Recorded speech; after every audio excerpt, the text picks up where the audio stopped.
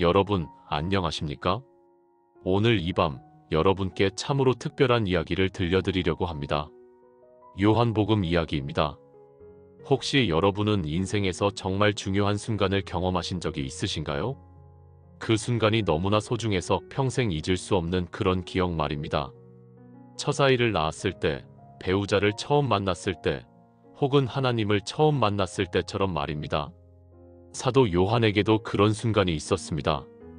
그것은 바로 예수님을 만난 순간이었습니다. 요한은 원래 세례 요한의 제자였습니다. 그런데 어느 날 스승 세례 요한이 지나가시는 예수님을 가리키며 이렇게 말했습니다. 보라, 하나님의 어린 양이로다. 그 순간 요한의 인생이 완전히 바뀌었습니다. 그는 예수님을 따라갔고 그날부터 3년 동안 예수님과 함께 살았습니다. 요한은 예수님의 가슴에 기대어 그분의 심장 소리를 들었던 제자입니다. 예수님과 함께 걸었고 함께 식사했고 함께 웃고 울었던 사람입니다. 그런데 말입니다, 여러분. 여러분에게 예수님은 누구십니까? 이 질문에 어떻게 대답하시겠습니까? 어떤 분은 이렇게 대답하실 것입니다. 예수님은 나의 구주이십니다. 맞습니다. 또 어떤 분은 예수님은 나의 주님이십니다라고 하실 것입니다. 그것도 맞습니다. 그런데 요한복음은 이 모든 대답보다 더 근본적인 대답을 제시합니다. 요한복음에 따르면 예수님은 하나님이십니다. 태초부터 계셨던 하나님의 말씀이 사람이 되어 우리 가운데 오신 분이십니다. 요한이 90세가 넘은 나이에 에베소에서 이 복음서를 기록할 때 그의 눈에는 눈물이 가득했을 것입니다. 60년이 넘는 세월이 흘렀지만 예수님과 함께 했던 그 3년의 시간은 그의 마음속에 생생하게 살아 있었습니다. 요한은 자신을 예수께서 사랑하시는 제자라고 불렀습니다. 이것은 요한의 겸손을 보여주는 동시에 예수님의 사랑이 얼마나 컸는지를 보여줍니다. 요한은 예수님의 사랑을 평생 잊지 못했습니다. 그 사랑이 너무나 크고 깊어서 90세가 넘은 나이에도 생생하게 기억하고 있었습니다. 그래서 요한복음은 다릅니다. 마태복음, 마가복음, 누가복음이 예수님의 행적을 기록했다면 요한복음은 예수님이 누구신지를 깊이 묵상한 결과입니다. 요한은 이것을 증명하기 위해 21장에 걸쳐 예수님의 말씀과 행적을 기록했습니다. 그리고 마지막에 이렇게 말합니다. 이것을 기록함은 너희로 예수께서 하나님의 아들 그리스도이심을 믿게 하려 함이요 또 너희로 믿고 그 이름을 힘입어 생명을 얻게 하려 함이니라. 바로 이것이 요한복음을 기록한 목적입니다. 오늘 밤 여러분도 요한과 함께 그 시간 속으로 들어가게 될 것입니다. 여러분의 마음을 편안하게 하시고 귀를 열어 하나님의 음성을 들으시기 바랍니다. 준비되셨습니까? 그럼 시작하겠습니다. 요한복음은 이렇게 시작합니다. 태초에 말씀이 계시니라. 이 말씀이 하나님과 함께 계셨으니 이 말씀은 곧 하나님이시니라. 이 첫 구절을 천천히 읽어보십시오. 태초에 말씀이 계셨다는 것입니다. 세상이 만들어지기 전부터 말씀이 계셨습니다. 그 말씀이 누구십니까? 바로 예수 그리스도이십니다. 창세기는 태초에 하나님이 천지를 창조하시니라로 시작합니다. 요한은 이 창세기의 첫 구절을 기억하면서 복음서를 시작했습니다. 그런데 요한은 한 걸음 더 나아갑니다. 태초에 하나님만 계신 것이 아니라 말씀도 함께 계셨다는 것입니다. 그리고 그 말씀이 곧 하나님이시라는 것입니다. 그가 태초에 하나님과 함께 계셨고 만물이 그로 말미암아 지은 바 되었으니 지은 것이 하나도 그가 없이는 된 것이 없느니라. 여러분이 보시는 이 세상의 모든 것이 예수님을 통해서 만들어졌습니다. 하늘의 해와 달과 별들, 땅의 산과 들과 바다, 그 안의 모든 생물들, 이 모든 것이 예수님을 통해서 창조되었습니다. 생각해 보십시오. 우리가 믿는 예수님이 바로 이 우주를 창조하신 분이십니다. 그 안에 생명이 있었으니 이 생명은 사람들의 빛이라. 빛이 어둠에 빛이 돼 어둠이 깨닫지 못하더라. 예수님 안에는 생명이 있습니다. 단순히 육체의 생명이 아니라 영원한 생명입니다. 그 생명은 사람들의 빛입니다. 어둠 속을 걷는 사람들에게 길을 보여주는 빛입니다. 여러분, 혹시 어둠 속에서 길을 잃어본 경험이 있으신가요? 깜깜한 밤에 불빛 하나 없이 걸어본 적이 있으신가요? 그때 얼마나 무섭고 불안했습니까? 한치 앞도 보이지 않았습니다. 어디로 가야 할지 알 수 없었습니다. 우리 인생도 때로 그렇습니다. 앞이 보이지 않습니다. 어디로 가야 할지 모릅니다. 그런데 예수님이 우리 인생의 빛이 되어주십니다. 그분이 길을 비춰주십니다. 하나님께로부터 보내심을 받은 사람이 있으니 그의 이름은 요한이라. 그가 증언하러 왔으니 곧 빛에 대하여 증언하고 모든 사람이 자기로 말미암아 믿게 하려 함이라. 여기서 말하는 요한은 세례 요한입니다. 복음서를 쓴 사도 요한이 아니라 예수님보다 먼저 와서 사람들에게 회개를 외쳤던 세례 요한입니다. 세례 요한의 사명은 분명했습니다. 예수님을 증거하는 것이었습니다. 그는 이 빛이 아니요 이 빛에 대하여 증언하러 온 자라. 세례 요한은 자신이 빛이 아니라는 것을 분명히 알았습니다. 그는 단지 빛을 가리키는 사람일 뿐이었습니다. 많은 사람들이 세례 요한을 따랐습니다. 그의 설교를 듣고 감동했습니다. 어떤 사람들은 세례 요한이 메시아가 아닌가 생각하기도 했습니다. 그러나 세례 요한은 분명하게 말했습니다. 나는 그리스도가 아니다. 나는 그분의 신발끈을 풀기도 감당하지 못할 자다. 얼마나 겸손한 사람입니까? 우리도 이런 겸손이 필요합니다. 우리는 주인공이 아닙니다. 예수님이 주인공이십니다. 우리는 단지 예수님을 가리키는 손가락일 뿐입니다. 예수님을 증거하는 증인일 뿐입니다. 참 빛 곧 세상에 와서 각 사람에게 비추는 빛이 있었나니 예수님은 참 빛이십니다. 이 세상에는 많은 빛들이 있습니다. 철학의 빛, 종교의 빛, 과학의 빛이 있습니다. 그러나 이런 빛들은 모두 부분적인 빛입니다. 완전한 빛이 아닙니다. 예수님만이 참 빛이십니다. 완전한 빛이십니다. 그가 세상에 계셨으며 세상은 그로 말미암아 지은 바 되었으되 세상이 그를 알지 못하였고 자기 땅에 오매 자기 백성이 영접하지 아니하였으나 이것은 참으로 슬픈 일입니다. 세상을 만드신 분이 세상에 오셨는데 세상이 그분을 알아보지 못했습니다. 자식이 아버지를 알아보지 못하는 것과 같습니다. 예수님이 이 땅에 오셨을 때 대부분의 사람들은 그분을 알아보지 못했습니다. 특별히 종교 지도자들이 그랬습니다. 대제사장들과 바리새인들과 서기관들, 이들은 하나님을 가장 잘 안다고 자부하던 사람들이었습니다. 그런데 그들이 하나님의 아들을 알아보지 못했습니다. 오히려 그분을 거부했고 비난했고 결국 십자가에 못 박았습니다. 영접하는 자, 곧 그 이름을 믿는 자들에게는 하나님의 자녀가 되는 권세를 주셨으니 그러나 감사하게도 예수님을 영접한 사람들이 있었습니다. 비록 소수였지만 예수님을 믿고 따르는 사람들이 있었습니다. 그들에게 예수님은 놀라운 선물을 주셨습니다. 하나님의 자녀가 되는 권세를 주신 것입니다.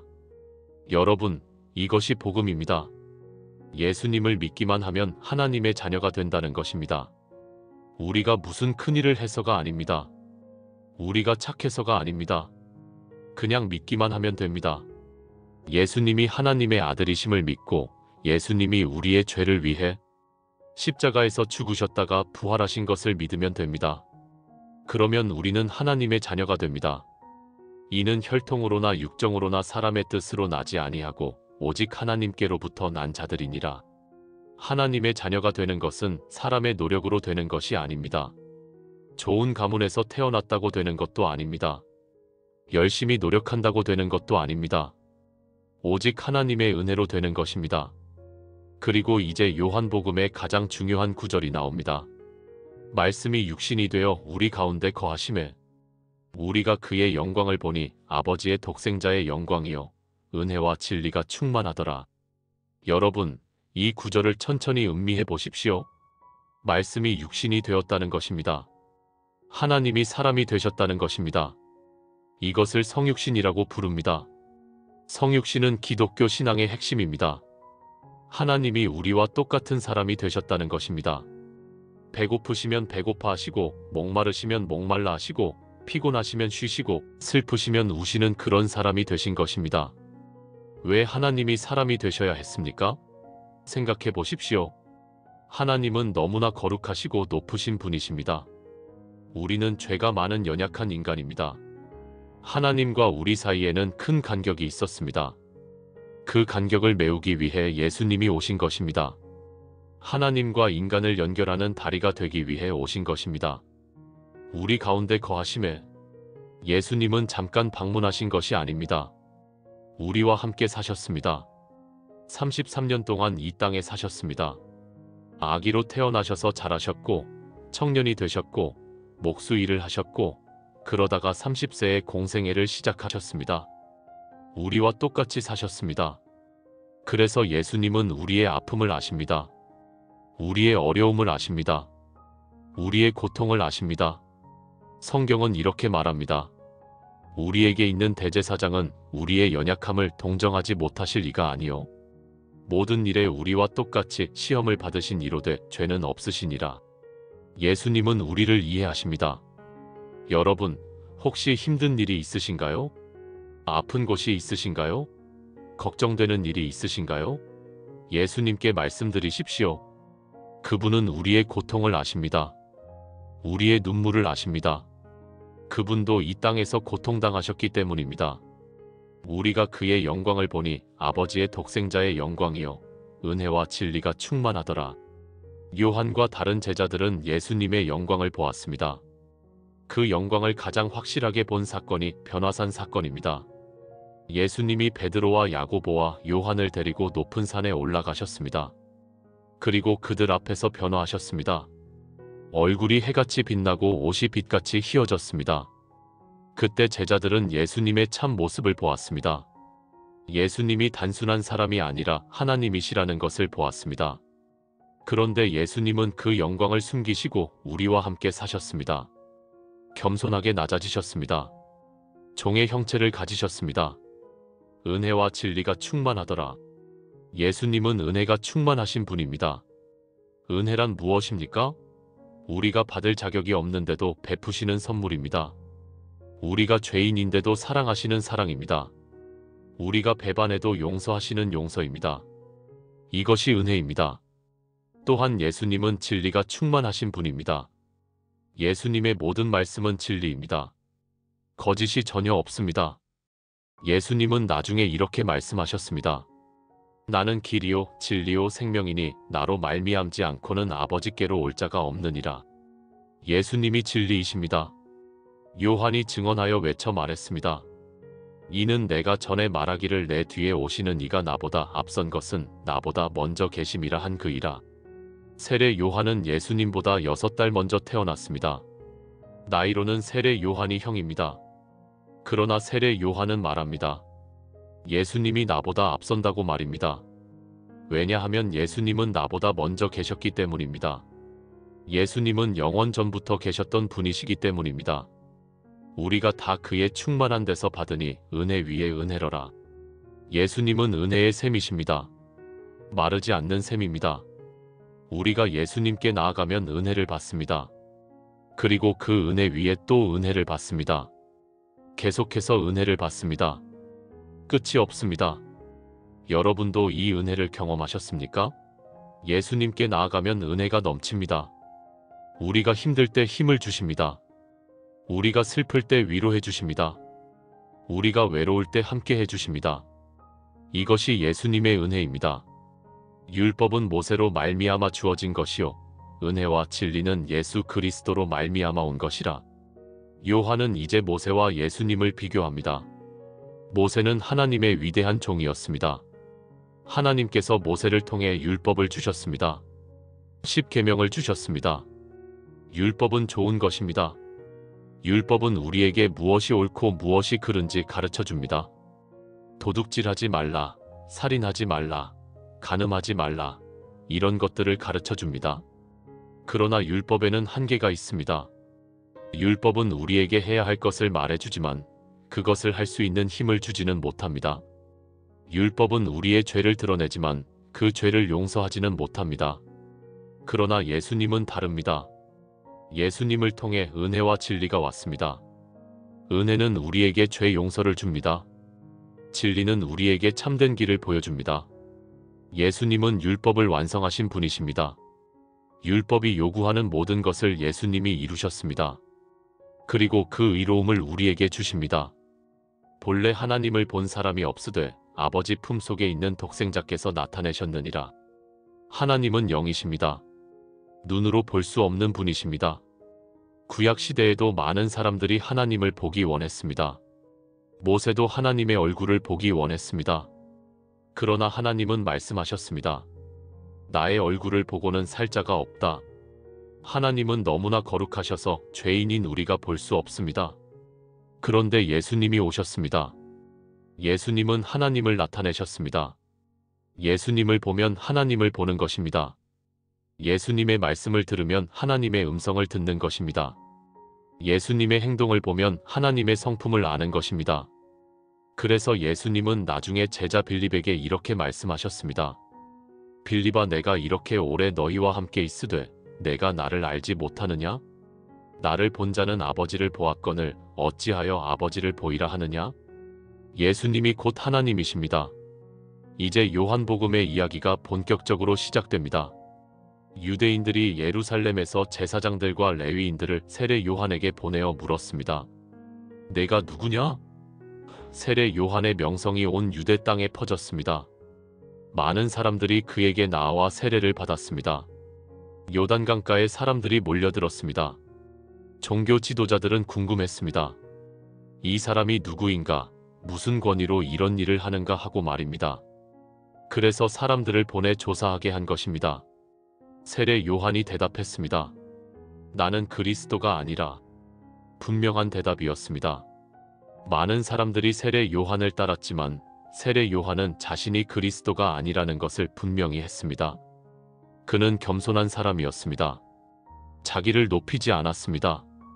오직 예수님을 높였습니다. 그들이 또 물었습니다. 그러면 내가 엘리야냐? 구약 말라기 선지자는 예언했습니다. 보라, 여호와의 크고 두려운 날이 이르기 전에 내가 선지자 엘리야를 너희에게 보내리니. 유대인들은 메시아가 오시기 전에 엘리야가 먼저 올 것이라고 믿었습니다. 그래서 엘리야를 기다리고 있었습니다. 세례 요한이 대답했습니다. 나는 아니라. 세례 요한은 엘리야가 아니었습니다. 그러나 예수님은 나중에 세례 요한에 대해 이렇게 말씀하셨습니다. 만일 너희가 즐겨 받을진대 오리라 한 엘리야가 곧 이 사람이니라. 세례 요한이 엘리야의 심령과 능력으로 온 것입니다. 그러면 내가 그 선지자냐? 모세는 신명기에서 예언했습니다. 내 하나님 여호와께서 너희 가운데 내 형제 중에서 나와 같은 선지자 하나를 너를 위하여 일으키시리니 너희는 그의 말을 들을지니라.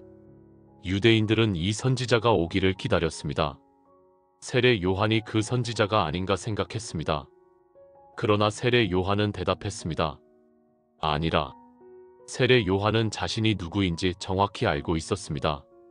그는 메시아도 아니고 엘리야도 아니고 그 선지자도 아니었습니다. 그는 단지 메시아의 길을 예비하는 자였습니다. 그들이 다시 물었습니다. 누구냐? 우리를 보낸 이들에게 대답하게 하라. 너는 내게 대하여 무엇이라 하느냐? 세례 요한이 이사야 선지자의 말을 인용하여 대답했습니다. 나는 선지자 이사야의 말과 같이 주의 길을 곧게 하라고 광야에서 외치는 자의 소리로라. 세례 요한은 자신의 정체성을 분명히 알고 있었습니다. 그는 소리였습니다. 광야에서 외치는 소리였습니다. 주의 길을 준비하라. 그의 오실 길을 곧게 하라고 외치는 소리였습니다. 그는 주인공이 아니었습니다. 주인공은 예수님이셨습니다. 세례 요한은 단지 예수님이 오실 길을 준비하는 사람이었습니다. 바리새인들이 보낸 사람들이 또 물었습니다. 내가 만일 그리스도도 아니요 엘리야도 아니요 그 선지자도 아닐진대 어찌하여 세례를 베푸느냐? 세례 요한이 대답했습니다. 나는 물로 세례를 베풀거니와 너희 가운데 너희가 알지 못하는 한 사람이 섰으니 곧 내 뒤에 오시는 그이라. 나는 그의 신발끈을 풀기도 감당하지 못하겠노라. 세례 요한은 예수님을 높였습니다. 자신은 예수님의 신발끈을 풀기도 감당하지 못한다고 했습니다. 당시에 신발끈을 풀어주는 것은 종이 하는 일이었습니다. 세례 요한은 자신이 예수님의 종도 될 수 없다고 말한 것입니다. 얼마나 겸손합니까? 우리도 이런 겸손이 필요합니다. 우리는 누구입니까? 우리는 예수님의 종입니다. 예수님을 섬기는 사람들입니다. 그런데 우리는 때로 교만해집니다. 우리가 무슨 큰일을 한 것처럼 생각합니다. 그러나 사실 우리는 아무것도 아닙니다. 모든 것이 하나님의 은혜입니다. 이튿날 세례 요한이 예수님께서 자기에게 나아오심을 보고 말했습니다. 보라, 세상 죄를 지고 가는 하나님의 어린 양이로다. 이것은 요한복음에서 가장 중요한 구절 중 하나입니다. 예수님을 하나님의 어린 양이라고 부른 것입니다. 어린 양은 무엇을 의미합니까? 구약 시대를 생각해 보십시오. 사람들은 죄를 지으면 제사를 드렸습니다. 양이나 소나 비둘기를 가져와서 제사장에게 드렸습니다. 제사장은 그 동물을 죽여서 하나님께 드렸습니다. 그 동물의 피로 사람의 죄를 속했습니다. 특별히 유월절을 생각해 보십시오. 이스라엘 백성이 애굽에서 종살이할 때였습니다. 하나님께서 모세를 보내셔서 이스라엘을 구원하셨습니다.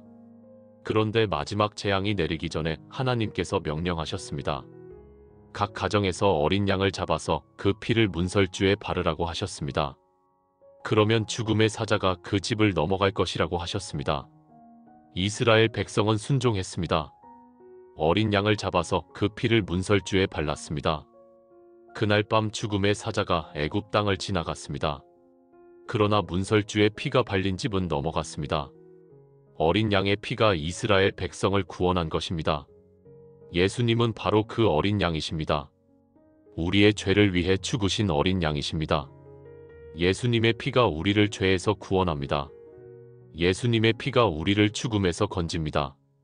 세상 죄를 지고 가는 예수님은 세상의 모든 죄를 지셨습니다. 여러분의 죄도 지셨습니다.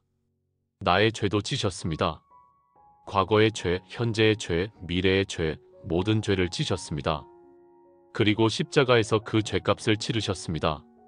성경은 이렇게 말합니다. 죄의 삭은 사망이요 하나님의 은사는 그리스도 예수 우리 주 안에 있는 영생이니라. 죄의 대가는 죽음입니다. 우리는 모두 죄인입니다. 그래서 우리는 모두 죽어야 합니다. 그런데 예수님이 우리 대신 죽으셨습니다. 우리가 받아야 할 형벌을 예수님이 대신 받으신 것입니다. 내가 전에 말하기를 내 뒤에 오는 사람이 있는데 나보다 앞선 것은 그가 나보다 먼저 계심이라 한 것이 이 사람을 가리킴이라. 세례 요한은 다시 한번 예수님이 자기보다 먼저 계셨다는 것을 강조합니다. 나도 그를 알지 못하였으나 내가 와서 물로 세례를 베푸는 것은 그를 이스라엘에 나타내려 함이라. 세례 요한의 사명은 예수님을 이스라엘에 나타내는 것이었습니다. 많은 사람들이 메시아를 기다리고 있었습니다. 그러나 메시아가 누구인지 알지 못했습니다. 세례 요한은 사람들에게 메시아를 보여주는 역할을 한 것입니다. 세례 요한이 또 증언했습니다. 내가 봄에 성령이 비둘기같이 하늘로부터 내려와서 그의 위에 머물렀더라. 예수님께서 세례를 받으실 때 성령이 비둘기같이 내려와 예수님 위에 머물렀습니다. 이것은 무엇을 의미합니까? 예수님이 성령으로 충만한 분이시라는 것입니다. 구약의 선지자들도 성령을 받았습니다. 그러나 그들은 성령을 부분적으로만 받았습니다. 어떤 때는 성령이 임했다가 떠나가기도 했습니다. 그러나 예수님은 다릅니다. 성령이 예수님 위에 머물렀습니다. 계속 함께 하셨습니다. 예수님은 성령으로 충만하신 분이십니다.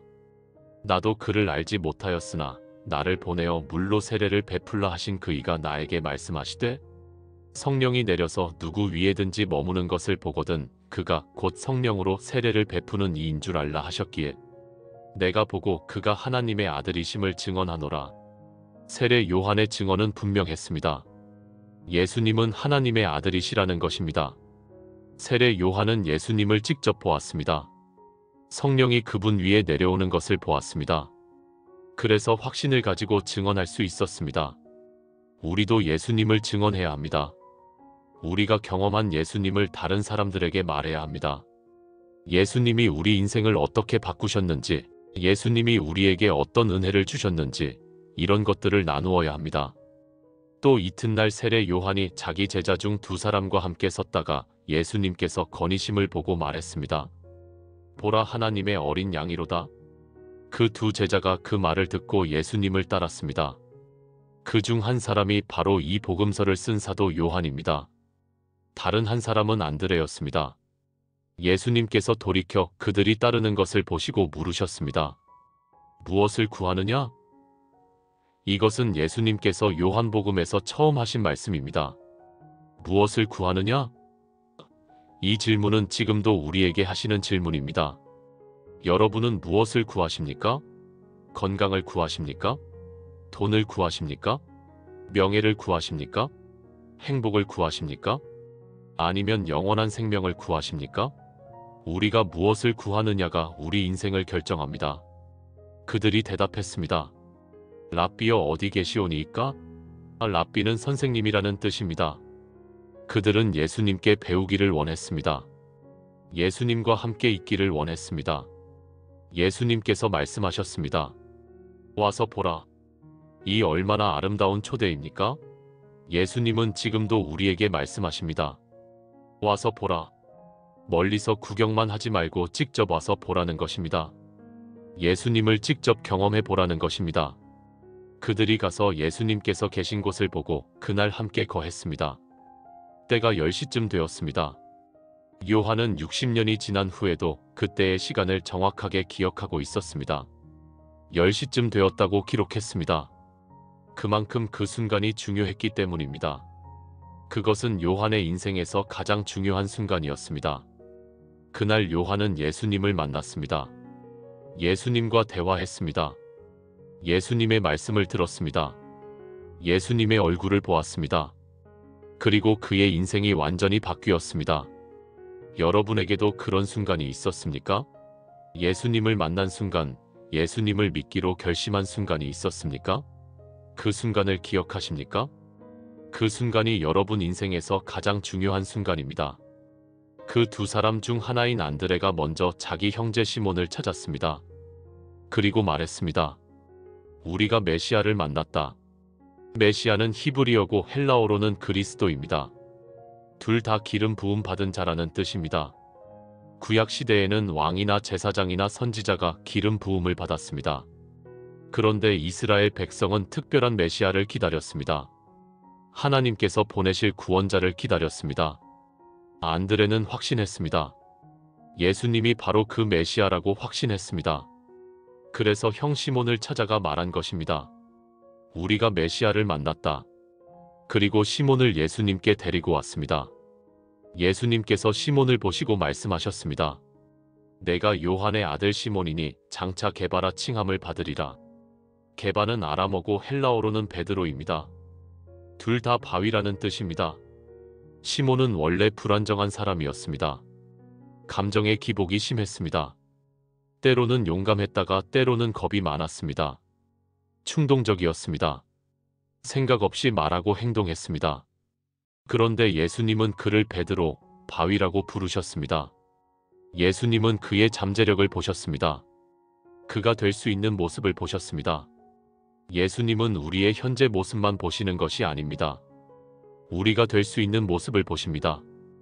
우리 안에 있는 가능성을 보십니다.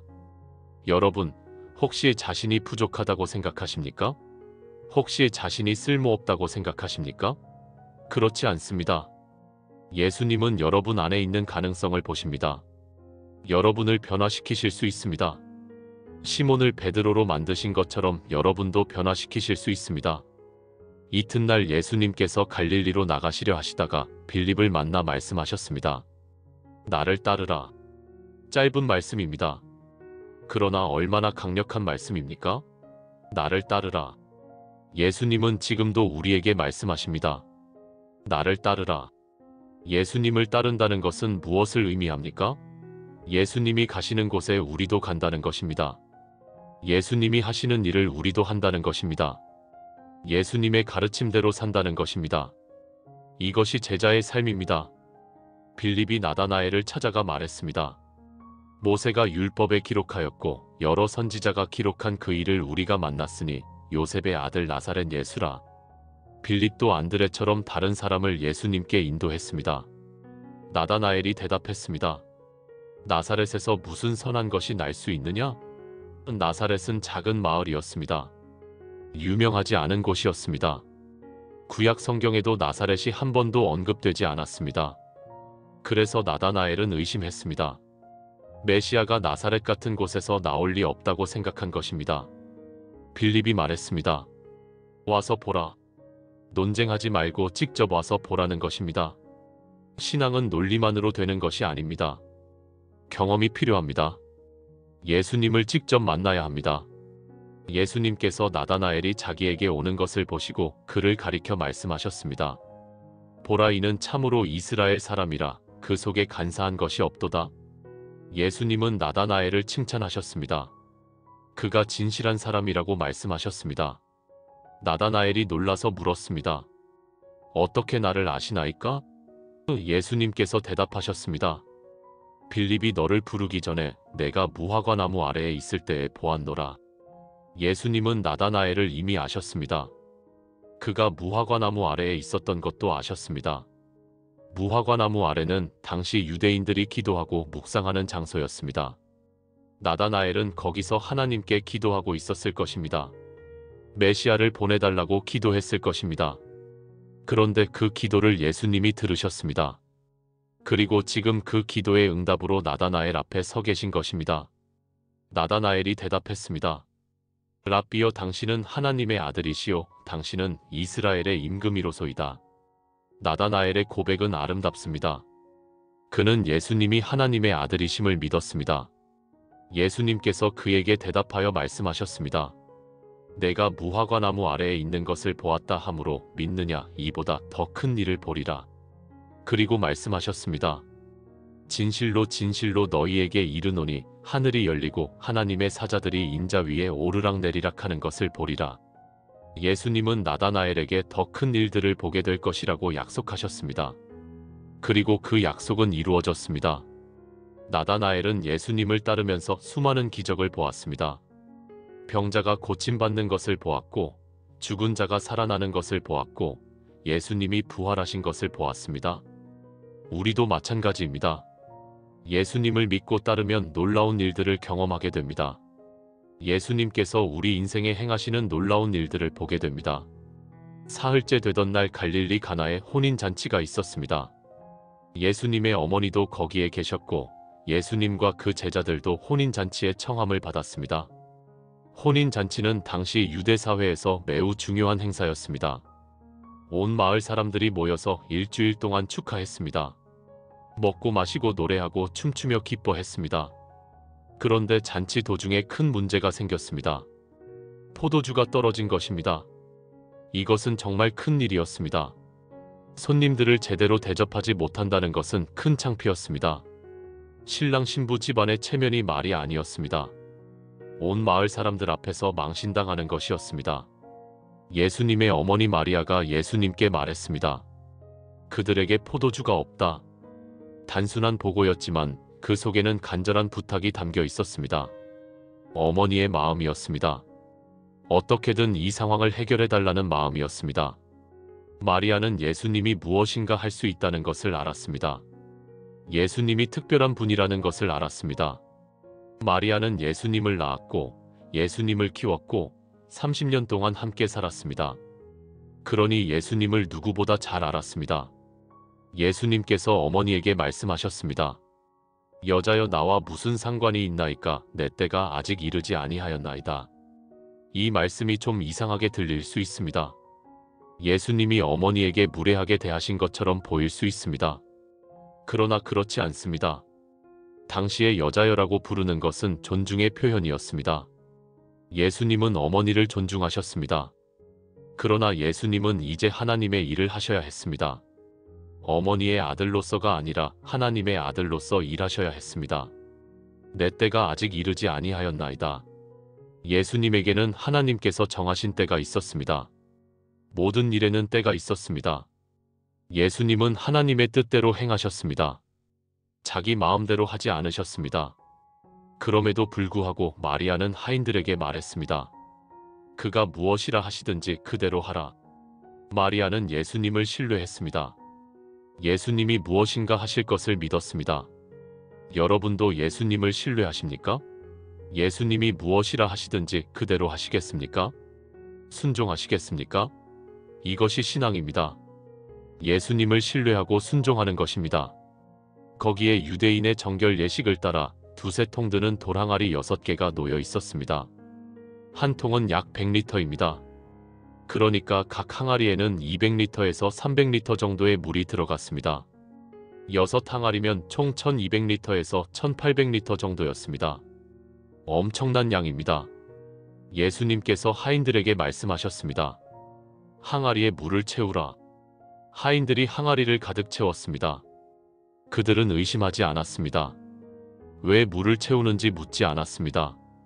그냥 순종했습니다. 예수님께서 또 말씀하셨습니다. 이제는 떠서 연회장에게 갖다 주라. 하인들이 떠서 갖다 주었습니다. 연회장은 물로 된 포도주를 맛보고는 어디서 났는지 알지 못하였으나 물 떠온 하인들은 알았습니다. 연회장이 신랑을 불러 말했습니다. 사람마다 먼저 좋은 포도주를 내놓고 취한 후에 낮은 것을 내놓거늘 그대는 지금까지 좋은 포도주를 두었도다. 예수님이 만드신 포도주는 최상품이었습니다. 지금까지 마신 포도주보다 더 좋았습니다. 요한은 기록합니다.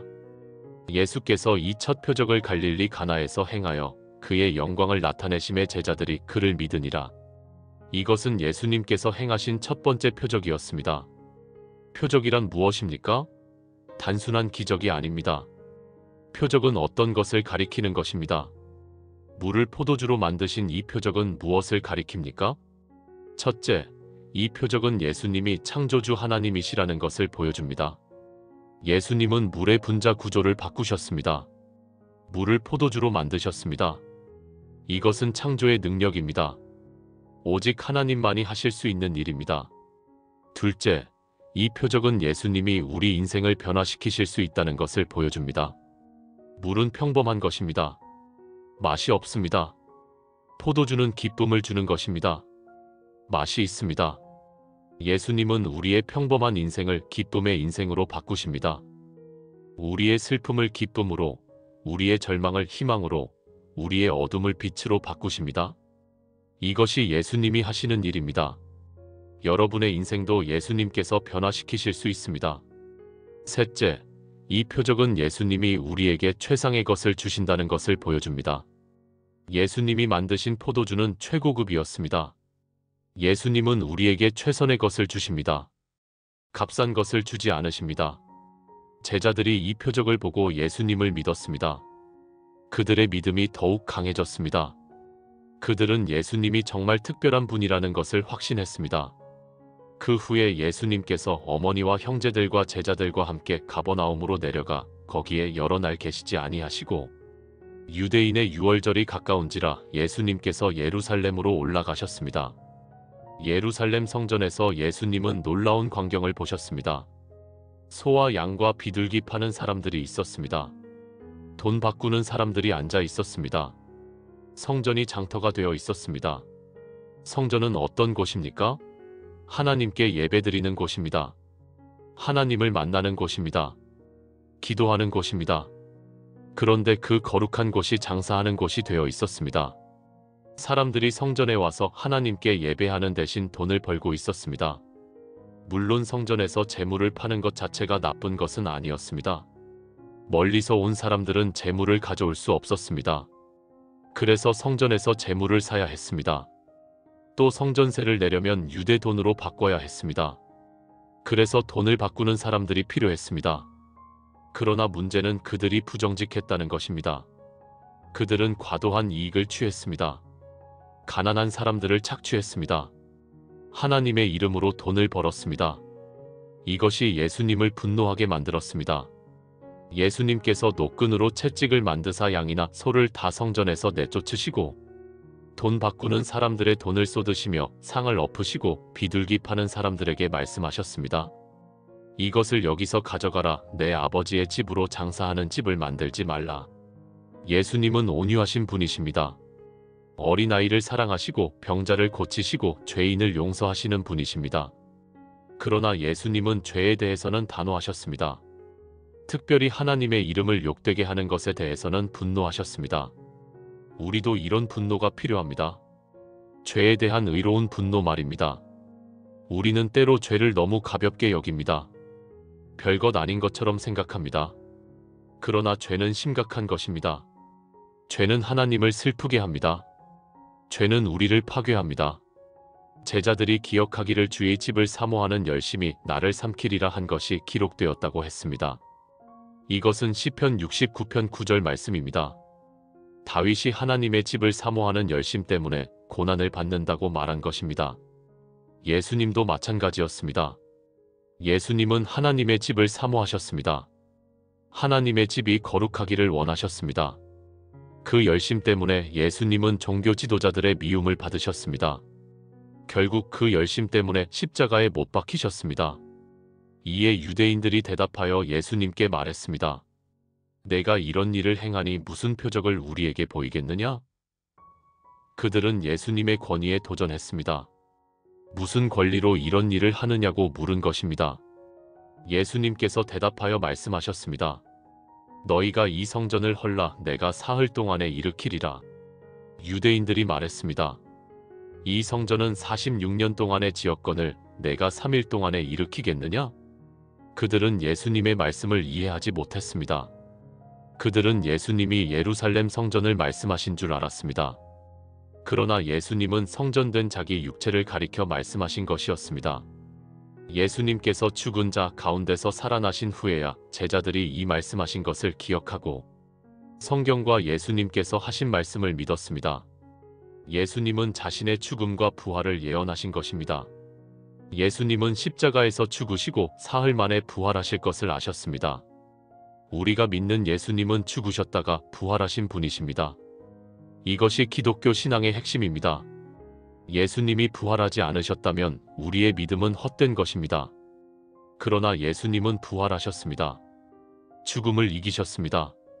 유월절에 예수님께서 예루살렘에 계시니 많은 사람이 그의 행하시는 표적을 보고 그의 이름을 믿었습니다. 그러나 예수님은 자기 자신을 그들에게 의탁하지 아니하셨습니다.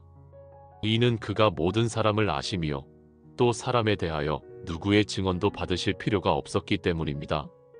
이는 그가 친히 사람의 속에 있는 것을 아셨기 때문이라고 요한은 기록합니다. 예수님은 사람의 마음을 아십니다. 겉으로 믿는 척하지만 속으로는 믿지 않는 사람들을 아십니다. 진실한 믿음과 거짓된 믿음을 구별하십니다. 그래서 예수님은 표면적인 인기에 현혹되지 않으셨습니다. 많은 사람들이 따라왔습니다. 많은 사람들이 환호했습니다. 그러나 예수님은 그들의 마음이 진실한지 아닌지를 아셨습니다. 과연 나중에 그 많은 사람들 중 대부분이 예수님을 떠났습니다. 어떤 사람들은 십자가에 못 박으소서라고 외쳤습니다. 우리의 믿음은 어떻습니까? 우리는 진실하게 예수님을 믿고 있습니까? 아니면 겉으로만 믿는 척하고 있습니까? 예수님은 우리의 마음을 아십니다. 우리가 무슨 생각을 하는지 아십니다. 이제 요한복음 3장으로 들어갑니다. 바리새인 중에 니고데모라 하는 사람이 있었습니다. 유대인의 지도자였습니다. 산헤드린 공회의 회원이었을 것입니다. 학식이 높은 사람이었습니다. 종교적으로 높은 위치에 있는 사람이었습니다. 그런데 이 니고데모가 밤에 예수님을 찾아왔습니다. 왜 밤에 왔을까요? 아마도 다른 사람들의 눈을 피하기 위해서였을 것입니다. 유대인의 지도자가 예수님을 찾아간다는 것은 문제가 될 수 있었기 때문입니다. 그러나 니고데모는 진실한 구도자였습니다. 그는 진리를 찾고 있었습니다. 비록 밤에 몰래 왔지만 그의 마음은 진실했습니다. 그가 예수님께 말했습니다. 라비여, 우리가 당신은 하나님께로부터 오신 선생인 줄 아나이다. 하나님이 함께 하시지 아니하시면 당신이 행하시는 이 표적을 아무도 할 수 없음이니이다. 니고데모는 예수님이 특별한 분이라는 것을 알았습니다. 예수님이 행하시는 기적들을 보고 하나님이 함께 하시는 분이라는 것을 알았습니다. 그래서 예수님께 배우기 위해 온 것입니다. 그런데 예수님의 대답은 니고데모가 예상하지 못한 것이었습니다. 예수님께서 대답하여 말씀하셨습니다. 진실로 진실로 내게 이르노니 사람이 거듭나지 아니하면 하나님의 나라를 볼 수 없느니라. 거듭남, 이것이 요한복음 3장의 핵심 주제입니다. 니고데모는 종교 지도자였습니다. 율법을 잘 알았습니다. 선한 일을 많이 했습니다. 기도도 많이 했습니다. 그런데 예수님은 그에게 말씀하십니다. 거듭나야 한다고 말입니다. 니고데모가 말했습니다. 사람이 늙으면 어떻게 날 수 있사옵나이까? 두 번째 모태에 들어갔다가 날 수 있사옵나이까?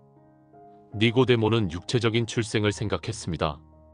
다시 엄마 뱃속에 들어갔다 나와야 한다고 생각한 것입니다. 예수님께서 대답하셨습니다. 진실로 진실로 내게 이르노니 사람이 물과 성령으로 나지 아니하면 하나님의 나라에 들어갈 수 없느니라. 육으로 난 것은 육이요 영으로 난 것은 영이니 내가 내게 거듭나야 하겠다 하는 말을 놀랍게 여기지 말라. 거듭남은 영적인 출생입니다. 성령으로 새롭게 태어나는 것입니다. 우리는 모두 육체적으로 한 번 태어났습니다. 그러나 그것만으로는 충분하지 않습니다. 영적으로도 태어나야 합니다. 육체적인 출생으로 우리는 이 세상에 왔습니다. 그러나 영적인 출생이 없으면 하나님 나라에 들어갈 수 없습니다. 우리가 아무리 착하게 살아도, 아무리 선한 일을 해도, 아무리 종교 생활을 열심히 해도 거듭나지 않으면 하나님 나라에 들어갈 수 없습니다. 바람이 임의로 불매 내가 그 소리는 들어도 어디서 와서 어디로 가는지 알지 못하나니 성령으로 난 사람도 다 그러하니라. 거듭남은 신비한 것입니다. 바람처럼 우리가 완전히 이해할 수는 없습니다. 그러나 그 결과는 분명합니다. 니고데모가 대답하여 말했습니다. 어찌 그러한 일이 있을 수 있나이까? 니고데모는 이해하지 못했습니다. 예수님께서 대답하여 말씀하셨습니다. 너는 이스라엘의 선생으로서 이러한 것들을 알지 못하느냐? 니고데모는 종교 지도자였지만 영적인 진리를 이해하지 못했습니다. 머리로는 많이 알았지만 마음으로는 경험하지 못했습니다. 지식은 많았지만 체험이 없었습니다. 여러분은 어떻습니까? 여러분은 거듭났습니까? 영적으로 새롭게 태어났습니까? 이것은 매우 중요한 질문입니다. 우리가 교회에 다닌다고, 성경을 읽는다고, 기도한다고 자동적으로 거듭나는 것이 아닙니다. 우리가 의식적으로 예수님을 믿고 영접해야 합니다. 진실로 진실로 내게 이르노니 우리는 아는 것을 말하고 본 것을 증언하노라. 그러나 너희가 우리의 증언을 받지 아니하는도다. 내가 땅의 일을 말하여도 너희가 믿지 아니하거든. 하물며 하늘의 일을 말하면 어떻게 믿겠느냐. 하늘에서 내려온 자, 곧 인자 외에는 하늘에 올라간 자가 없느니라. 예수님은 하늘에서 내려오신 분이십니다. 하늘의 일을 아시는 분이십니다. 예수님은 증언하시는 것입니다. 우리가 그 증언을 믿어야 합니다. 그리고 이제 요한복음에서 가장 유명한 구절들이 나옵니다. 모세가 광야에서 뱀을 든 것 같이 인자도 들려야 하리니 이는 그를 믿는 자마다 영생을 얻게 하려 하심이니라. 예수님은 구약의 사건을 인용하셨습니다. 이스라엘 백성이 광야에서 하나님께 불평했을 때 하나님께서 불뱀을 보내셨습니다. 많은 사람들이 뱀에 물려 죽어갔습니다. 백성들이 회개했고 하나님께서 모세에게 구리뱀을 만들어 장대에 달라고 하셨습니다. 뱀에 물린 자가 그 구리뱀을 쳐다보면 살았습니다. 쳐다보기만 하면 됐습니다. 아무것도 할 필요가 없었습니다. 그냥 믿음으로 쳐다보면 살았습니다. 예수님은 자신이 그 구리뱀과 같다고 말씀하셨습니다. 예수님께서 십자가에 들리실 것이고 그분을 믿는 자는 영생을 얻을 것이라고 하셨습니다. 우리가 할 일은 단 하나입니다. 예수님을 바라보는 것입니다. 예수님을 믿는 것입니다. 그리고 이어지는 구절이 바로 요한복음 3장 16절입니다. 하나님이 세상을 이처럼 사랑하사 독생자를 주셨으니 이는 그를 믿는 자마다 멸망하지 않고 영생을 얻게 하려 하심이니라. 여러분, 이 구절을 천천히 읽어보십시오. 한 단어 한 단어를 음미해 보십시오. 하나님이 세상을 사랑하셨습니다. 하나님은 사랑이십니다. 하나님의 사랑은 조건이 없습니다. 우리가 착해서, 우리가 의로워서 사랑하시는 것이 아닙니다. 그냥 사랑하십니다. 세상을. 하나님은 온 세상을 사랑하십니다. 유대인만 사랑하시는 것이 아닙니다. 이방인도 사랑하십니다. 부자도 가난한 사람도, 건강한 사람도 병든 사람도, 젊은 사람도 늙은 사람도 모두 사랑하십니다. 여러분도 사랑하십니다. 나도 사랑하십니다. 이처럼 사랑하사 하나님의 사랑이 얼마나 큽니까? 독생자를 주셨으니 독생자 하나뿐인 아들을 주신 것입니다. 하나님께는 아들이 하나뿐이셨습니다. 그 하나뿐인 아들을 이 세상에 보내셨습니다. 생각해 보십시오. 여러분에게 자녀가 하나뿐이라면 얼마나 소중하겠습니까? 그 자녀를 위해서라면 무엇이든 하실 것입니다. 그런데 하나님은 그 하나뿐인 아들을 우리에게 주셨습니다. 왜입니까? 이는 그를 믿는 자마다 멸망하지 않고 영생을 얻게 하려 하심이니라. 우리를 구원하시기 위해서입니다. 우리가 멸망하지 않고 영생을 얻게 하시기 위해서입니다. 조건은 하나입니다. 믿음입니다. 예수님을 믿기만 하면 됩니다. 예수님이 하나님의 아들이심을 믿고 예수님이 우리의 죄를 위해 십자가에서 죽으셨다가 부활하신 것을 믿으면 됩니다. 그러면 멸망하지 않고 영생을 얻습니다. 이것이 복음입니다. 이것이 기쁜 소식입니다. 하나님이 그 아들을 세상에 보내신 것은 세상을 심판하려 하심이 아니요 그로 말미암아 세상이 구원을 받게 하려 하심이라. 예수님은 심판하러 오신 것이 아닙니다. 구원하러 오셨습니다. 물론 예수님은 언젠가 다시 오셔서 세상을 심판하실 것입니다. 그러나 초림 때는 구원하러 오셨습니다. 사랑으로 오셨습니다. 은혜로 오셨습니다. 그를 믿는 자는 심판을 받지 아니하는 것이요 믿지 아니하는 자는 이미 심판을 받은 것이 이는 하나님의 독생자의 이름을 믿지 아니하였음이니라. 믿음이 우리를 구원합니다. 불신이 우리를 정죄합니다. 우리를 심판하는 것은 하나님이 아니라 우리 자신의 불신입니다. 하나님은 이미 구원의 길을 마련해 주셨습니다. 예수님을 보내주셨습니다. 우리가 할 일은 믿는 것뿐입니다. 그런데 믿지 않으면 어떻게 됩니까? 스스로 심판을 선택하는 것입니다. 그 정죄는 이것이니 곧 빛이 세상에 왔으되 사람들이 자기 행위가 악함으로 빛보다 어둠을 더 사랑한 것이니라. 사람들은 빛을 피합니다. 왜냐하면 빛이 그들의 악한 행위를 드러내기 때문입니다. 여러분, 혹시 빛을 피하고 계신 것은 아닙니까? 혹시 예수님을 피하고 계신 것은 아닙니까? 왜 피합니까? 예수님이 우리의 죄를 드러내시기 때문입니다. 우리가 잘못 살아온 것을 보여주시기 때문입니다. 그러나 두려워하지 마십시오. 예수님은 우리를 정죄하려고 빛을 비추시는 것이 아닙니다. 우리를 치유하려고 빛을 비추시는 것입니다. 의사가 환자를 진찰할 때 불을 비춥니다. 병을 찾아내기 위해서입니다. 그리고 그 병을 고칩니다. 예수님도 마찬가지입니다. 예수님은 우리의 죄를 드러내십니다. 그러나 그 죄를 용서하십니다. 그 죄를 씻어주십니다. 그래서 우리는 빛으로 나아가야 합니다. 악을 행하는 자마다 빛을 미워하여 빛으로 오지 아니하나니 이는 그 행위가 드러날까 하며 진리를 따르는 자는 빛으로 오나니 이는 그 행위가 하나님 안에서 행한 것임을 나타내려 함이라. 진실한 사람은 빛으로 나아옵니다. 자신의 죄를 인정하고 회개합니다. 그리고 예수님을 믿습니다. 이런 사람은 구원을 받습니다. 그 후에 예수님께서 제자들과 유대 땅으로 가서 거기 함께 유하시며 세례를 베푸셨습니다. 요한도 살렘 가까운 에논에서 세례를 베풀었는데 거기 물이 많았기 때문입니다. 사람들이 와서 세례를 받았습니다. 요한의 제자 중에서 한 유대인과 더불어 정결 예식에 대하여 변론이 되었습니다. 그들이 요한에게 와서 말했습니다. 랍비여, 선생님과 함께 요단 강 건너편에 있더니 곧 선생님이 증언하시던 이가 세례를 베푸는데 사람이 다 그에게로 가더이다. 요한의 제자들은 걱정했습니다. 사람들이 요한을 떠나 예수님께로 가고 있었기 때문입니다. 그러나 요한의 대답은 놀라웠습니다. 만일 하늘에서 주신 바 아니면 사람이 아무것도 받을 수 없느니라. 요한은 겸손한 사람이었습니다. 그는 질투하지 않았습니다. 자기보다 예수님이 높아지는 것을 기뻐했습니다. 내가 말한 바 나는 그리스도가 아니요 그의 앞에 보내심을 받은 자라고 한 것을 증언할 자는 너희니라. 요한은 자신의 정체성을 분명히 알았습니다. 그는 그리스도가 아니었습니다. 단지 그리스도의 길을 예비하는 자였습니다. 신부를 취하는 자는 신랑이나 서서 신랑의 음성을 듣는 친구가 크게 기뻐하나니 나는 이러한 기쁨으로 충만하였노라. 요한은 자신을 신랑의 친구에 비유했습니다. 친구는 신랑이 신부를 맞이하는 것을 도와주고 기뻐합니다. 자신이 신랑이 되려고 하지 않습니다. 요한도 마찬가지였습니다. 그는 예수님이 신부인 교회를 맞이하시는 것을 도와주고 기뻐했습니다. 그는 흥하여야 하겠고 나는 쇠하여야 하리라.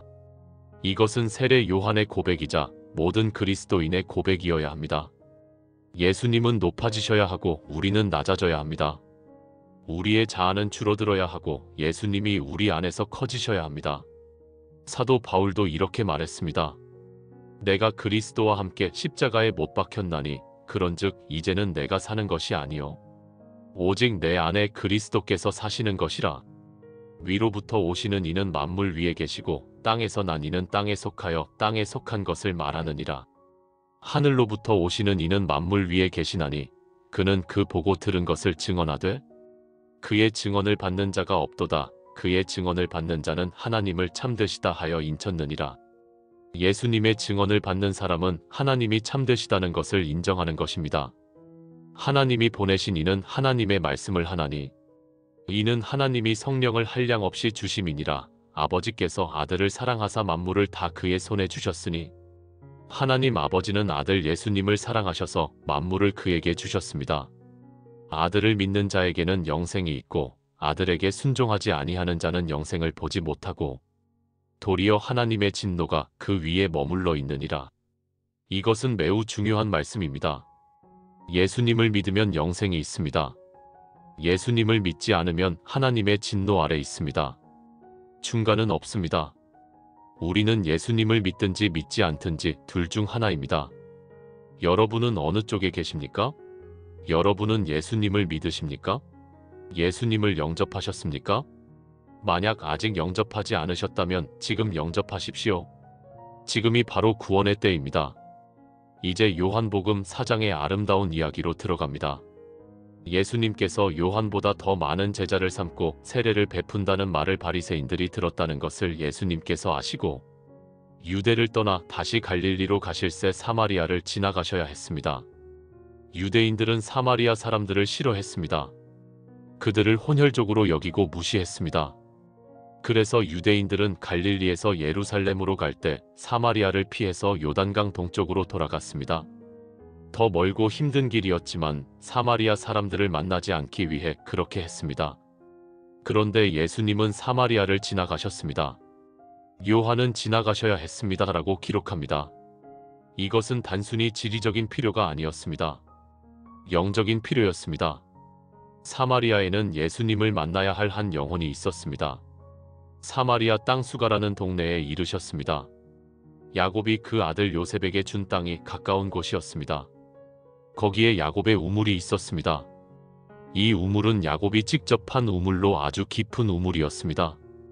물이 항상 맑고 시원했습니다. 예수님께서 길 가시다가 피곤하여 우물 곁에 그대로 앉으셨습니다.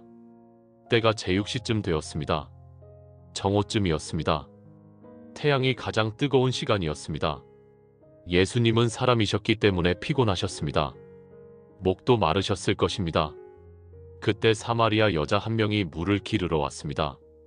보통 여자들은 아침이나 저녁 시원한 때에 물을 기르러 왔습니다. 여자들이 함께 모여서 이야기하며 물을 길었습니다. 그런데 이 여자는 뜨거운 대낮에 혼자 나온 것입니다. 왜 그랬을까요? 다른 사람들을 피하고 싶었기 때문입니다. 그 여자에게는 숨기고 싶은 과거가 있었습니다. 다른 여자들과 얼굴을 마주치고 싶지 않았습니다. 수군거리는 소리를 듣고 싶지 않았습니다. 그래서 사람들이 없는 시간에 혼자 나온 것입니다.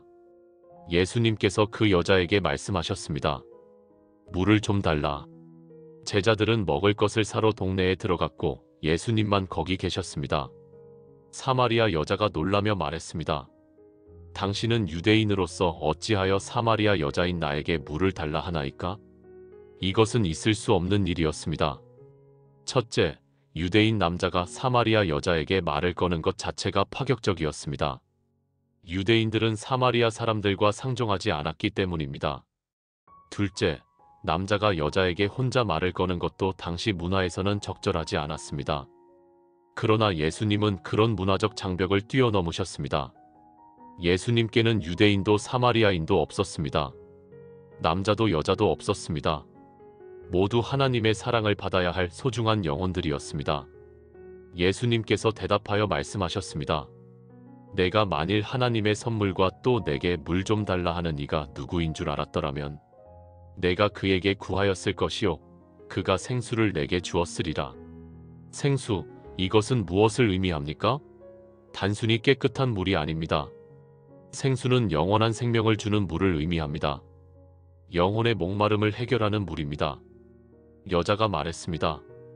주여, 물기를 그릇도 없고 이 우물은 깊은데 어디서 당신이 그 생수를 얻겠사옵나이까? 그 여자는 아직 영적인 의미를 이해하지 못했습니다. 육체적인 물만 생각했습니다.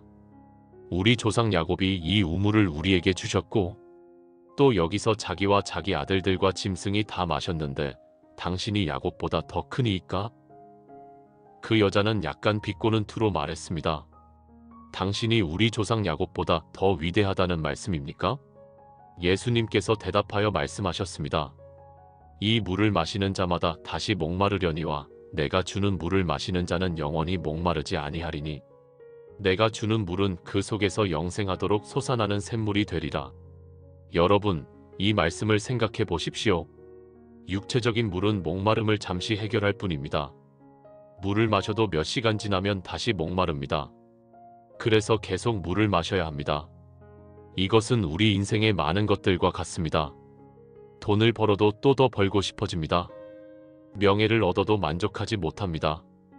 쾌락을 추구해도 금방 시들해집니다. 이 세상의 것들은 우리를 결코 만족시키지 못합니다. 우리는 계속 목마릅니다. 그러나 예수님이 주시는 생수는 다릅니다. 예수님을 영접하면 영혼의 목마름이 해결됩니다. 더 이상 무엇인가를 갈망하며 방황하지 않아도 됩니다. 우리 마음 깊은 곳에 있는 공허함이 채워집니다. 성경은 이렇게 말합니다. 주께서 나의 피난처가 되시고 환난 날에 나의 산성이 되시리이다. 여호와는 나의 목자시니 내게 부족함이 없으리로다. 예수님 안에서 우리는 진정한 만족을 찾습니다. 여자가 말했습니다. 주여, 그런 물을 내게 주사 목마르지도 않고 또 여기 물기르러 오지도 않게 하옵소서. 그 여자는 여전히 육체적인 물을 생각했습니다. 물기르러 오는 수고를 덜고 싶었습니다. 그때 예수님께서 화제를 바꾸셨습니다. 가서 내 남편을 불러오라. 여자가 대답했습니다. 나는 남편이 없나이다.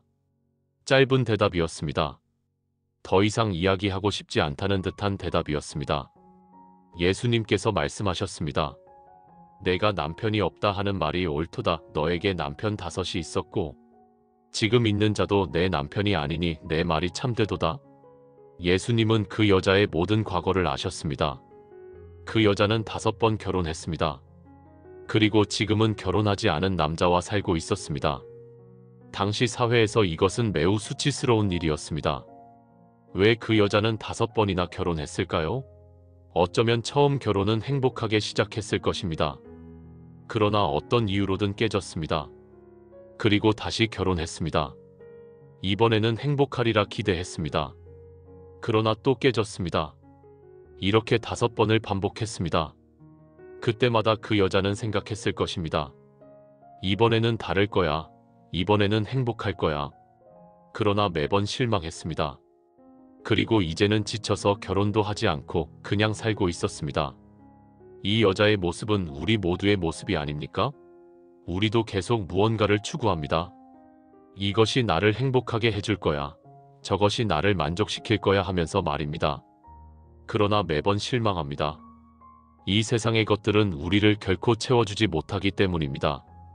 여자가 말했습니다. 주여, 내가 보니 선지자로소이다. 그 여자는 예수님이 특별한 분이라는 것을 알았습니다. 예수님이 자기의 모든 과거를 아신다는 것에 놀랐습니다. 그리고 그 여자는 화제를 돌렸습니다. 자신의 죄스러운 과거에서 종교적인 주제로 말입니다. 우리 조상들은 이 산에서 예배하였는데 당신들의 말은 예배할 곳이 예루살렘에 있다 하더이다. 사마리아 사람들은 그리심 산에서 예배했습니다. 그들은 그리심 산이 거룩한 곳이라고 믿었습니다. 그러나 유대인들은 예루살렘 성전에서만 예배해야 한다고 주장했습니다. 이것은 사마리아 사람들과 유대인들 사이에 오래된 논쟁거리였습니다. 예수님께서 말씀하셨습니다. 여자여 내 말을 믿으라. 이 산에서도 말고 예루살렘에서도 말고 너희가 아버지께 예배할 때가 이르리라. 예수님은 예배의 장소보다 예배의 본질이 중요하다고 말씀하셨습니다.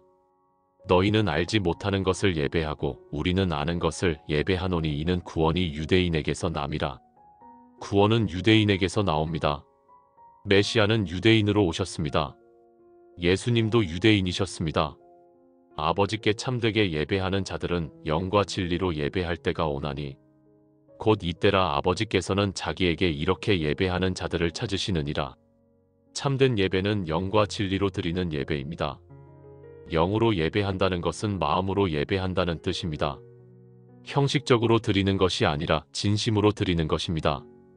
진리로 예배한다는 것은 올바른 지식을 가지고 드리는 것입니다. 예수님을 통해서 드리는 것입니다. 하나님은 영이시니 예배하는 자가 영과 진리로 예배할지니라. 하나님은 영이시기 때문에 우리도 영으로 예배해야 합니다. 우리의 마음과 정성을 다해 예배해야 합니다. 여러분은 어떻게 예배드리고 계십니까? 형식적으로 드리고 계십니까? 아니면 마음을 다해 드리고 계십니까? 교회에 나오는 것만이 예배가 아닙니다. 우리의 삶 전체가 예배가 되어야 합니다. 여자가 말했습니다. 메시아 곧 그리스도라 하는 이가 오실 줄을 내가 아노니 그가 오시면 모든 것을 우리에게 알려주시리이다. 사마리아 사람들도 메시아를 기다리고 있었습니다.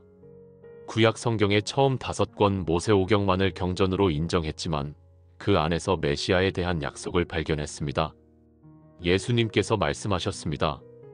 내게 말하는 내가 그라. 이것은 놀라운 선언입니다.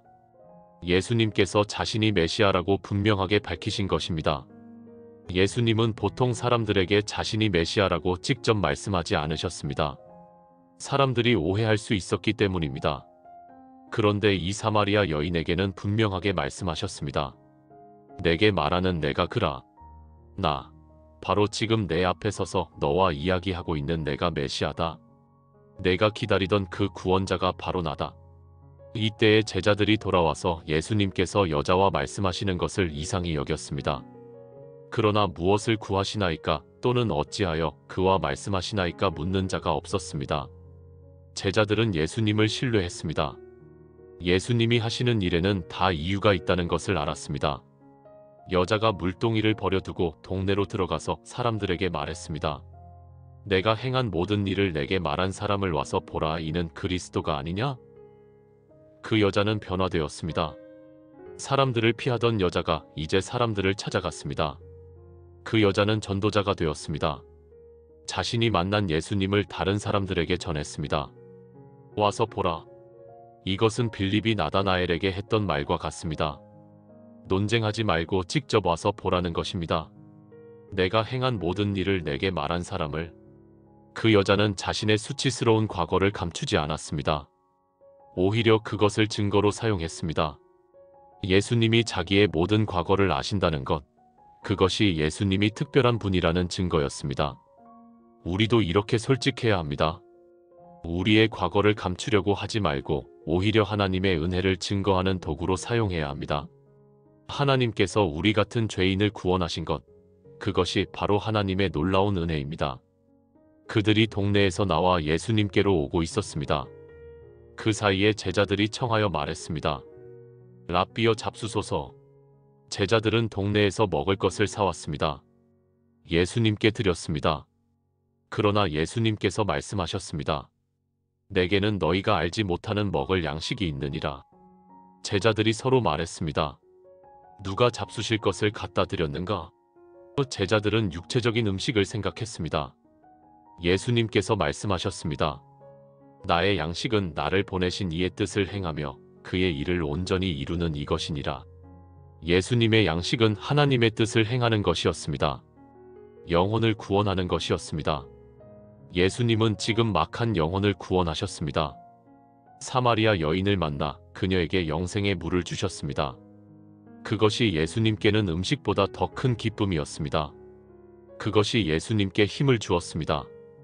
너희는 넉 달이 지나야 추수할 때가 이르겠다 하지 아니하느냐? 그러나 나는 너희에게 이르노니 너희 눈을 들어 밭을 보라. 희어져 추수하게 되었도다. 당신은 씨 뿌린 지 얼마 안 된 때였을 것입니다. 보통 씨를 뿌리고 넉 달 정도 지나야 추수할 수 있습니다. 그래서 제자들은 아직 추수할 때가 아니라고 생각했습니다. 그러나 예수님은 말씀하셨습니다. 눈을 들어 밭을 보라. 아마도 그때 동네 사람들이 예수님께로 오고 있었을 것입니다. 하얀 옷을 입은 사람들이 줄지어 오고 있었을 것입니다. 그것은 마치 익은 곡식처럼 보였을 것입니다. 희어져 추수하게 되었도다. 지금이 바로 추수할 때입니다. 많은 영혼들이 구원받기를 기다리고 있습니다. 우리가 가서 추수해야 합니다. 우리가 가서 그들에게 복음을 전해야 합니다. 거두는 자가 이미 삭도 받고 영생에 이르는 열매를 모으나니 이는 뿌리는 자와 거두는 자가 함께 즐거워하게 하려 함이라. 영혼을 구원하는 일에는 뿌리는 자와 거두는 자가 있습니다. 어떤 사람은 씨를 뿌립니다. 복음을 전하지만 당장 결과가 보이지 않습니다. 그러나 그 씨는 땅에 떨어져서 자라고 있습니다. 어떤 사람은 추수합니다. 다른 사람이 뿌린 씨가 자라서 열매 맺은 것을 거둡니다. 그런즉 한 사람이 심고 다른 사람이 거둔다 하는 말이 옳도다. 내가 너희로 노력하지 아니한 것을 거두러 보내었노니 다른 사람들은 노력하였고 너희는 그들이 노력한 것에 참여하였느니라. 우리는 모두 하나님의 일꾼입니다. 어떤 사람은 씨를 뿌리고 어떤 사람은 물을 주고 어떤 사람은 거둡니다. 그러나 모두 중요합니다. 우리는 함께 일하는 동역자들입니다. 여자의 말로 말미암아 그 동네 중에 많은 사마리아 사람이 예수님을 믿었습니다. 한 여자의 증언이 많은 사람을 예수님께로 인도했습니다. 사마리아 사람들이 예수님께 와서 자기들과 함께 머물기를 청하니 거기서 이틀을 유하셨습니다. 예수님은 그들의 청을 받아들이셨습니다. 이틀 동안 그들과 함께 계셨습니다. 그들에게 가르치셨습니다. 예수님의 말씀으로 말미암아 믿는 자가 더욱 많아졌습니다. 그들이 그 여자에게 말했습니다.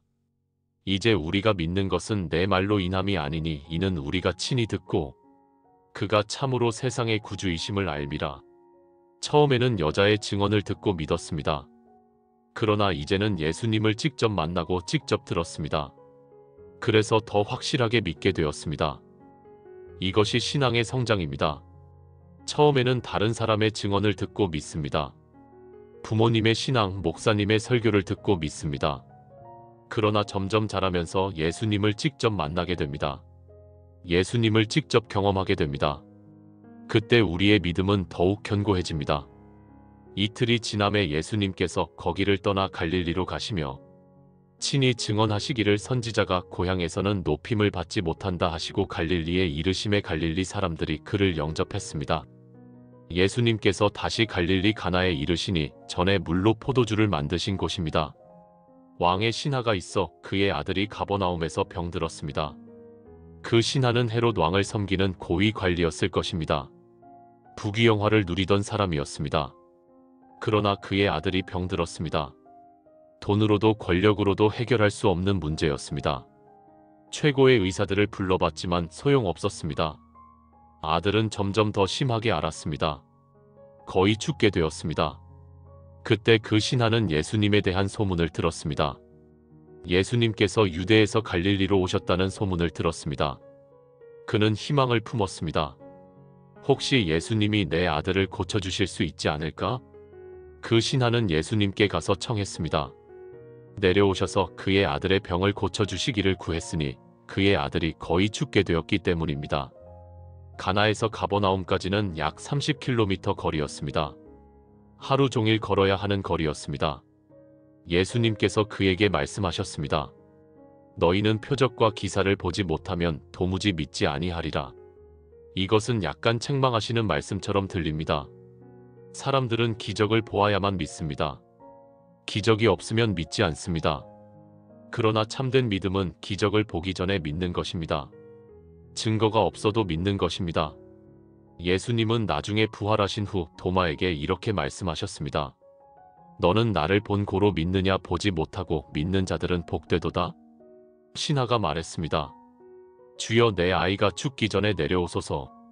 그의 목소리에는 간절함이 담겨 있었습니다. 애절함이 묻어났습니다. 아버지의 마음이었습니다. 자식을 살리고 싶은 아버지의 간절한 마음이었습니다. 여러분, 혹시 간절한 기도 제목이 있으신가요? 하나님께 매달리고 싶은 문제가 있으신가요? 그렇다면 이 신하처럼 예수님께 나아오십시오. 간절히 구하십시오. 예수님은 우리의 기도를 들으십니다. 예수님께서 말씀하셨습니다. 가라, 내 아들이 살아있다. 예수님은 가버나움까지 가지 않으셨습니다. 그냥 말씀만 하셨습니다. 가라, 내 아들이 살아있다.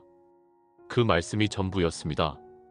그 사람이 예수님께서 하신 말씀을 믿고 가더니 내려가는 길에서 그 종들이 와서 만나 말하되 그의 아들이 살아있다 했습니다.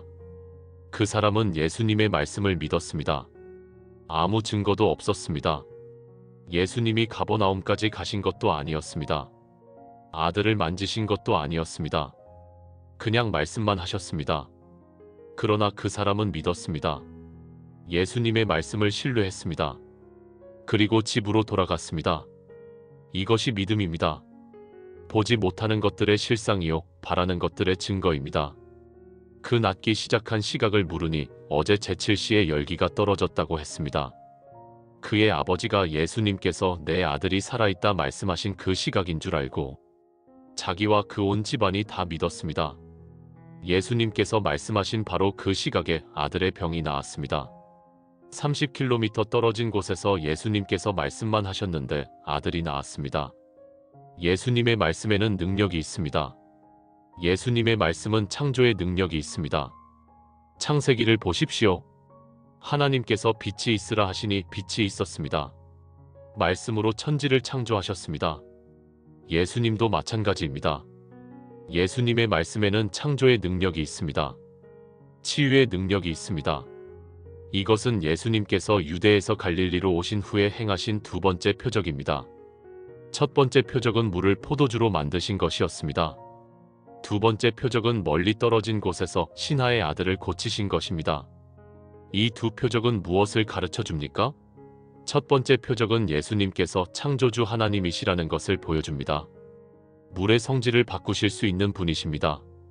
두 번째 표적은 예수님께서 시간과 공간을 초월하신 분이라는 것을 보여줍니다. 예수님은 30km 떨어진 곳에서 말씀만으로 병을 고치셨습니다. 예수님은 어디에나 계십니다. 예수님의 능력은 거리에 제한받지 않습니다. 여러분이 어디에 계시든지 예수님은 여러분과 함께 계십니다. 여러분의 문제가 무엇입니까? 병입니까? 경제적인 어려움입니까? 가정 문제입니까? 외로움입니까? 무엇이든지 예수님께 가지고 나아오십시오. 예수님은 능력이 있으십니다. 예수님은 우리의 모든 문제를 해결하실 수 있습니다. 이제 요한복음 5장으로 들어갑니다. 그 후에 유대인의 명절이 있어 예수님께서 예루살렘에 올라가셨습니다. 예루살렘에 있는 양문 곁에 히브리 말로 베데스다라 하는 못이 있었습니다. 거기 행각 5이 있고 그 안에 많은 병자, 맹인, 다리 저는 사람, 혈기 마른 사람들이 누워 있었습니다. 그들은 무엇을 기다리고 있었을까요? 천사가 가끔 못에 내려와 물을 움직이게 하는데 물이 움직인 후에 먼저 들어가는 자는 어떤 병에 걸렸든지 낫게 되었기 때문입니다. 그래서 많은 병자들이 그곳에 모여 있었습니다. 물이 움직이기를 기다리며 누워 있었습니다. 혹시 오늘은 물이 움직이지 않을까? 혹시 오늘은 내가 먼저 들어갈 수 있지 않을까 하는 희망을 가지고 기다렸습니다. 거기 38해 된 병자가 있었습니다. 38년입니다.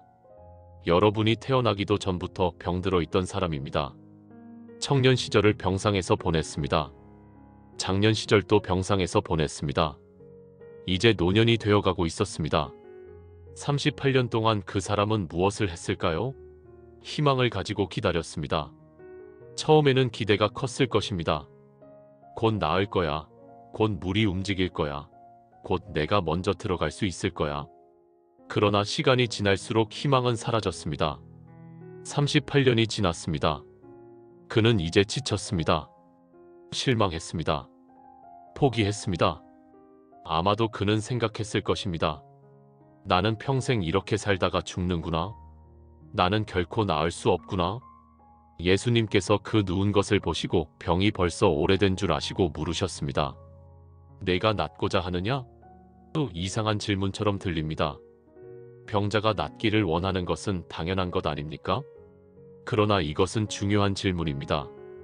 어떤 사람들은 병에 익숙해집니다. 병이 자기 정체성의 일부가 됩니다.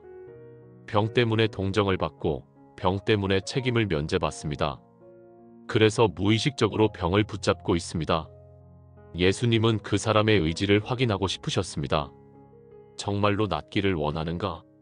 정말로 변화되기를 원하는가? 병자가 대답했습니다. 주여, 물이 움직일 때에 나를 못에 넣어주는 사람이 없어. 내가 가는 동안에 다른 사람이 먼저 내려가나이다. 그 사람은 변명했습니다. 자기를 도와줄 사람이 없다고 말했습니다. 38년 동안 그는 혼자였습니다. 가족도 없고 친구도 없었습니다. 아무도 그를 돌보지 않았습니다. 물이 움직이면 다른 사람들은 서로 도와서 못에 들어갔습니다. 그러나 그에게는 도와줄 사람이 없었습니다. 얼마나 외로웠을까요? 얼마나 슬펐을까요? 주변에 많은 사람들이 있었지만 그는 혼자였습니다. 누구도 그를 돌아보지 않았습니다.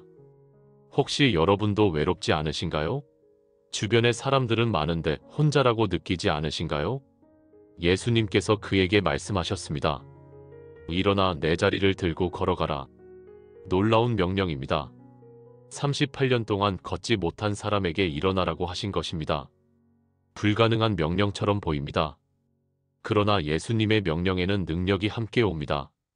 예수님께서 명령하시면 그 명령을 수행할 수 있는 능력도 함께 주십니다. 그 사람이 곧 나아서 자리를 들고 걸어갔습니다. 38년 만에 일어선 것입니다. 38년 동안 못했던 일을 예수님의 한마디 말씀으로 할 수 있게 된 것입니다. 여러분에게도 38년 된 문제가 있으신가요? 아주 오래된, 결코 해결될 수 없을 것 같은 문제가 있으신가요? 예수님께 나아오십시오. 예수님은 38년 된 병도 고치십니다. 예수님께는 불가능이 없습니다. 그날은 안식일이었습니다. 유대인들이 병 나은 사람에게 말했습니다. 안식일인데 내가 자리를 들고 가는 것이 옳지 아니하니라. 유대인들은 규율에 얽매여 있었습니다.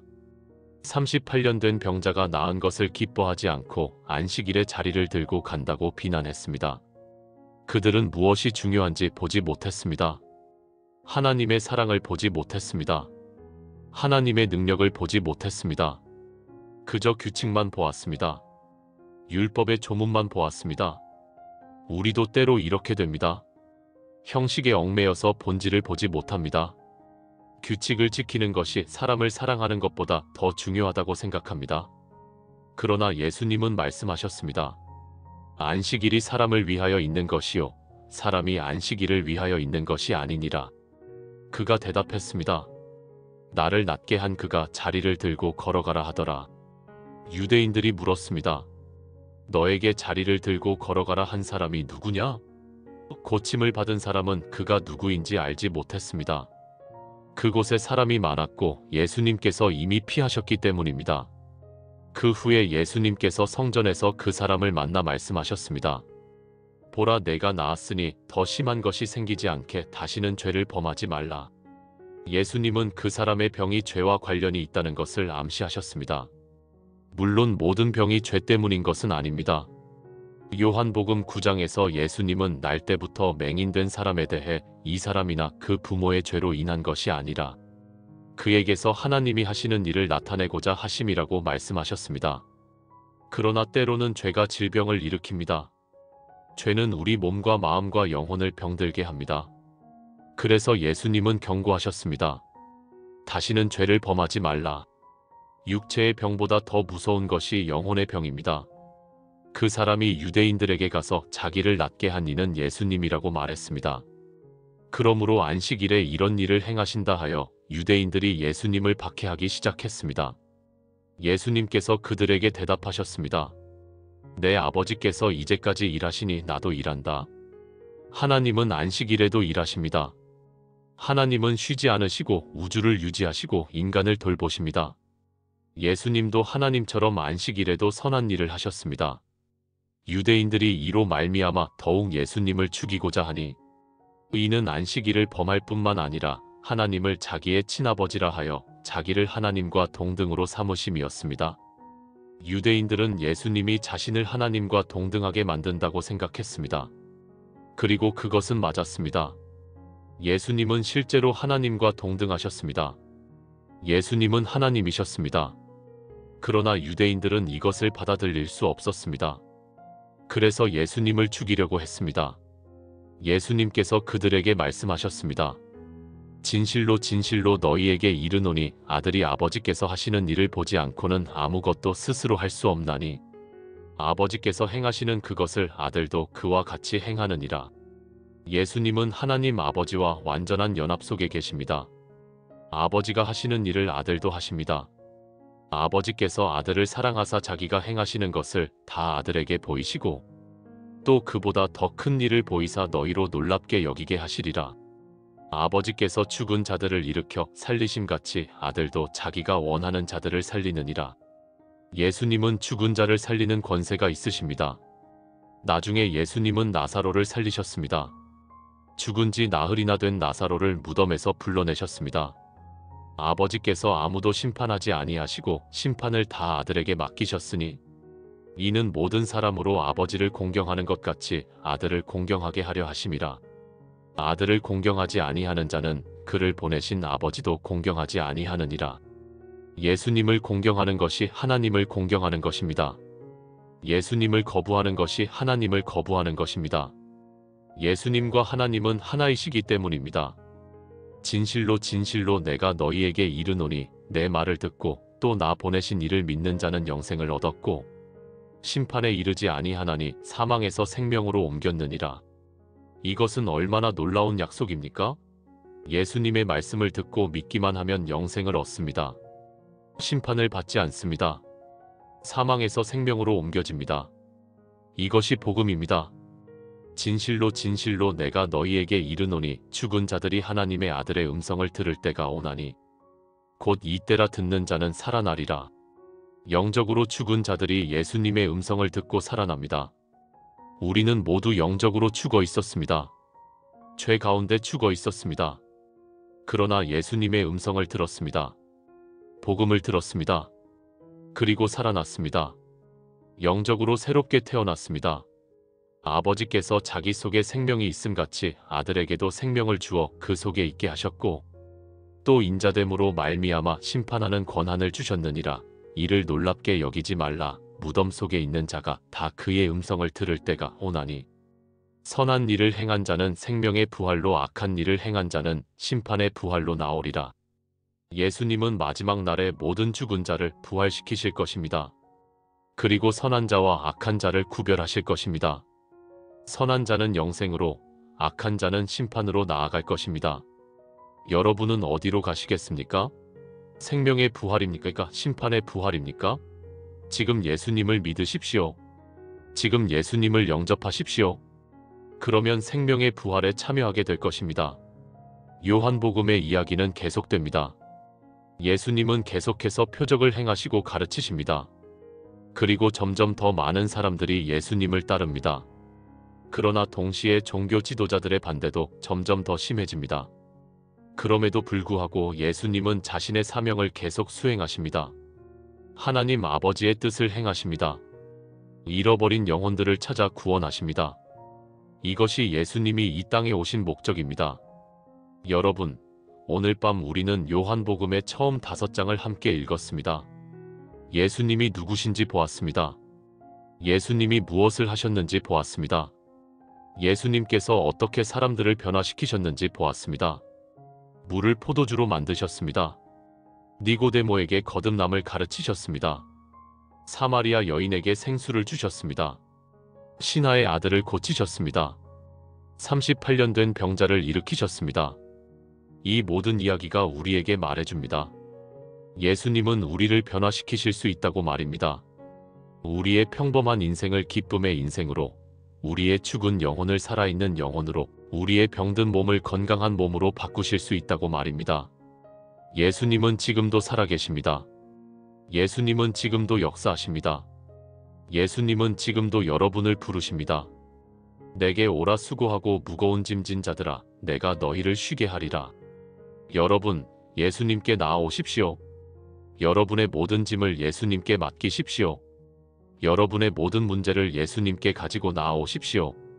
예수님은 여러분을 받아주실 것입니다. 예수님은 여러분을 변화시키실 것입니다.